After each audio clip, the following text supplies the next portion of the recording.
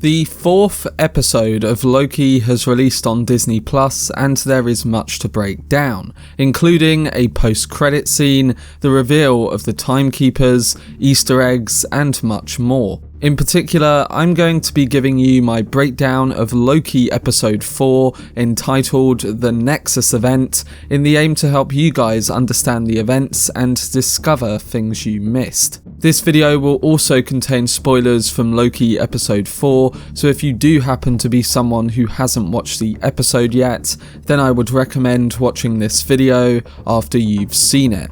But if you want to watch more videos on all of the Disney Plus Marvel shows, then don't forget to support this upload by giving it a like rating, subscribing to the channel, and turning on your notifications. Also, feel free to check me out on Twitter, Facebook, Reddit, and Instagram at Cortex Videos, which is all linked in the description below. But without further ado, let's dive into Loki episode 4 and all of the newest reveals. So in Loki episode 4, revelations made by the Loki variant Sylvie make several members of the TVA question their loyalty to the organisation, with a Thor character also making a brief return. After believing they were doomed to die in an apocalypse on Lamentis 1, the latest episode of the Marvel series sees Loki and Sylvie captured once again by the TVA for causing disruptions to the timeline. Loki throws Agent Mobius through a loop, however, when he tells him the bombshell truth that Sylvie has uncovered that all of the TVA agents are also variants and were not created by the Timekeepers, as they were led to believe. This leaves Mobius feeling conflicted, while also resulting in Hunter B-15 switching her allegiance and helping Loki and Sylvie in their fight against the TVA. Furthermore, Ravonna Renslayer is determined to bring Loki and Sylvie down while keeping the TVA's sacred secrets under wraps. Considering the TVA governs the sacred timeline, it should come as no surprise that the organisation has various time-bending tricks up its sleeve. After Loki is captured by the TVA again, his interrogation by Mobius leads to him being escorted through a portal into an Asgardian courtyard, where he stumbles across the old acquaintance Lady Sif, who fought as a warrior alongside Thor. When Lady Sif comes around the corner, she strikes Loki for cutting off a chunk of her hair, a memory of a prank he once carried out. She knocks Loki to the ground, telling him that he's always going to be alone, before exiting and then re-emerging in a painful time loop. It acts as a temporary prison to keep Loki in that he can't escape until Mobius comes back. If Lady Sif could make a return in a new scene from Loki's memories, perhaps some more familiar faces from Asgard could as well. We'll have to see, but this does act as a nice moment, but also one that again focuses on interrogating Loki's actions. But before we get to more of the events that unfolded at the TVA, there was an interesting opening to the episode which gave us some more details on Sylvie's character. In fact, with less screen time, this episode gave way more details on her character than the previous episode, which really didn't give us much at all. In the previous episode, Sylvie hinted at her past to Loki, but didn't give too much away. The latest installment opens with the first time she came across the TVA as a young girl, when she was captured in Asgard by a squad led by Ravonna and then taken to their headquarters to stand trial as a variant. The young Loki variant managed to escape, remaining on the run and hiding in apocalypses ever since. When Sylvie returns to the TVA and is escorted by Ravonna to meet the Timekeepers with Loki, Sylvie asks Ravonna what Nexus Event and breach in the timeline she caused that resulted in her being on the TVA's radar in the first place. Ravonna tells her that she doesn't remember, which makes the fact that the organisation completely upended her life that much more painful. And the elusive Timekeepers are seen in the flesh for the first time, or shall we say, the androids that have been made to look like the three guardians of the sacred timeline. While Ravonna is shown paying a visit to the Timekeepers earlier on in the episode, they're not shown speaking until they come face to face with Loki and Sylvie. During their exchange, which leads to a fight between the Minutemen and our two main characters, Sylvie cuts off one of their heads, only to discover that they are androids. This means that there's someone else pulling the strings at the TVA, or that the Timekeepers we saw are at a different location, only using their android selves to communicate through. I think it's the first option, and Ravonna is heavily connected to them, making her decisions actually fall in line with who she is and what she's been doing. She doesn't seem to question the Timekeepers and is fully on their side, so it makes me believe that she would cover up the real villain. Perhaps it will turn out to be Kang the Conqueror, who's set to appear in Ant-Man and the Wasp: Quantumania.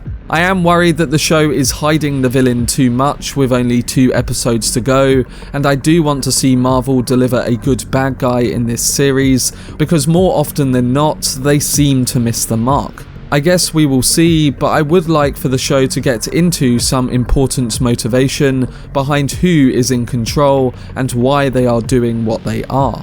But with an episode of some shocking revelations, it also sees several devastating exterminations take place. Not only does Ravonna tell Mobius that Hunter C20 has died, most likely at Ravonna's hands, but Mobius is later pruned when he is seen helping Loki, with it appearing at the time as though he has been eliminated from existence. After their fight with the Minutemen, Loki is talking to Sylvie when he too is pruned by Ravonna, spelling an end to the god of mischief. This all ends with Sylvie taking Ravonna hostage and asking for her to reveal all the secrets she's been hiding. However, there is a huge post-credit scene which begins to tell us what might have happened to those that have been pruned and where we could be going from here. It's revealed that Loki is still alive, although he's been transported to an unknown location. This location looks to be the ruins of New York, with what looks like the Avengers Tower destroyed behind them, where Loki meets what appears to be 3 variants of himself. Comic fans will recognise 2 very quickly, with the traditional comic Loki, sometimes referred to as Old Loki, and the beloved Kid Loki from Journey into Mystery and the Young Avengers. The 3rd variant appears to be a 4 Loki variant, and teasers show him putting up quite a fight in future episodes. Also, let's not forget about a crocodile wearing Loki horns, which Kid Loki is carrying. But Old Loki, played by Richard E. Grant, is straight from the pages of the Golden Age comics, and in his classic green and yellow attire, Old Loki was much more sinister than the toned future reincarnations of the character. Old Loki does end up dying in the comics, reincarnating into Kid Loki.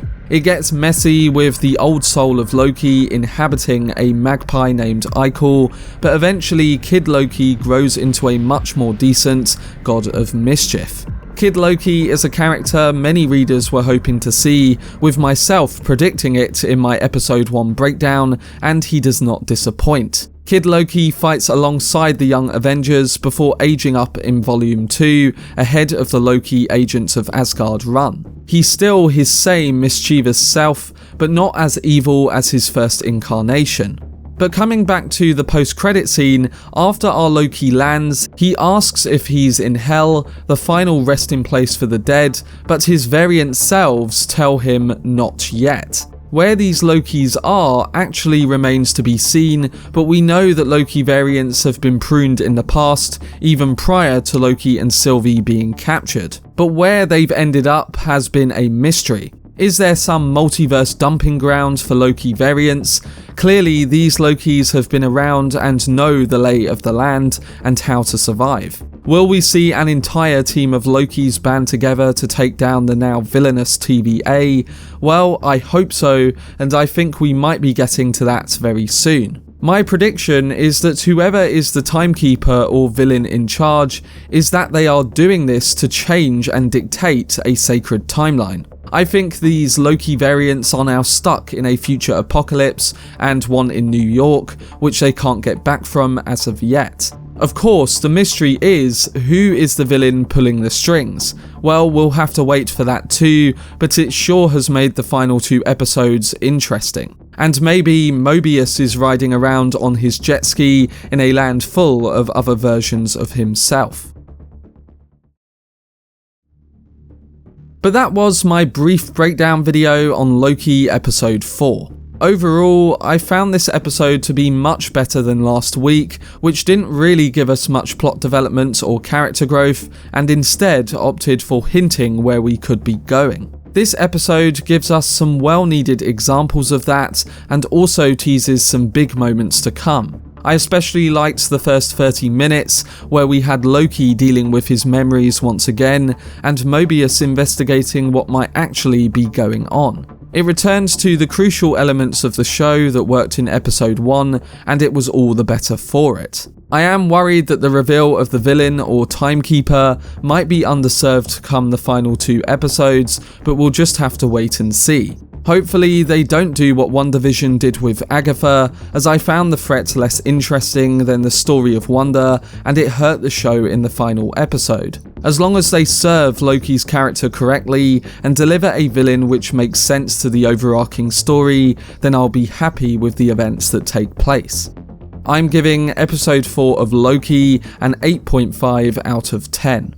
I hope you guys enjoyed my breakdown, and overall, I'm interested to see what happens next week in the new Marvel show, which I will be covering here on the channel. I'm also intrigued to hear all of your thoughts on episode 4, so let me know down below in the comment section, as well as listing your predictions for episode 5.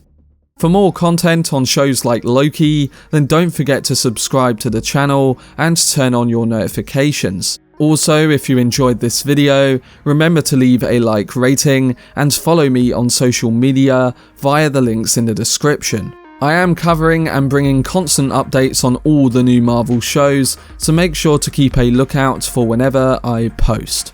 But anyway, I hope you guys enjoyed it. I've been Cortex, and as always, make some noise.